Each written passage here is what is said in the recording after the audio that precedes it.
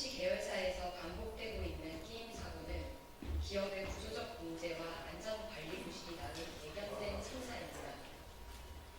2022년 평택 SP에 2023년 성남 샤니에 이어 이번 시해사 사고까지 SPC 제빵 공장에서는 노동자가 다치고 목숨을 잃는 일이 끊이지 않고 있습니다.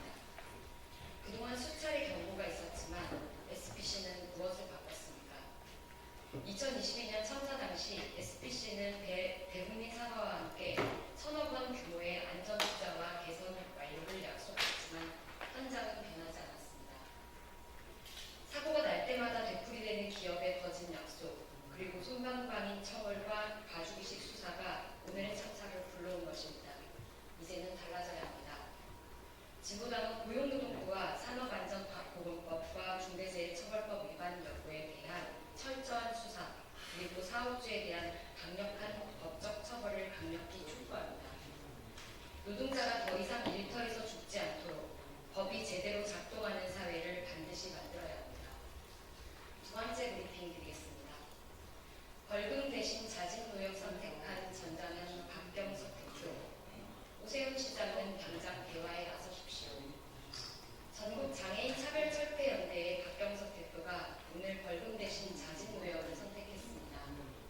생계를 위협하는 과태료와 벌금을 감당할 수 없는 현실 속에서 법이 정한 노역형을 받아들이는 장애인들의 선택은 자신의 존엄과 권리를 지키기 위한 온몸으로 외치는 절박한 저항입니다.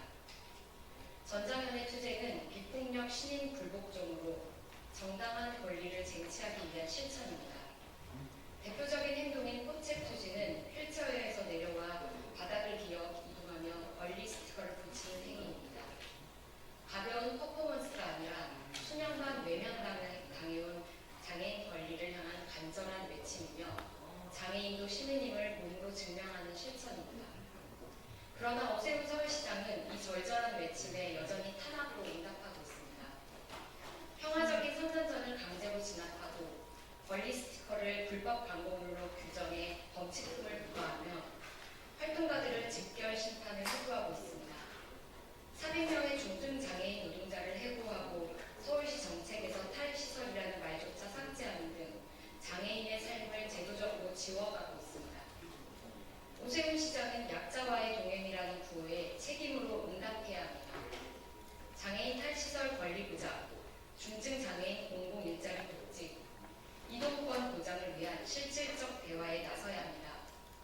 지금이라도 인권을 짓밟는 탄압을 중단하고 노역으로까지 이어진 절박한 외침에 귀 기울이십시오.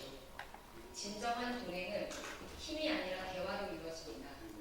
이 사회가 더 이상 외면해서는 안 될 장애인들의 인간 존엄에 대한 절규, 오세훈 시장은 지금 그 목소리에 책임있게 응답해야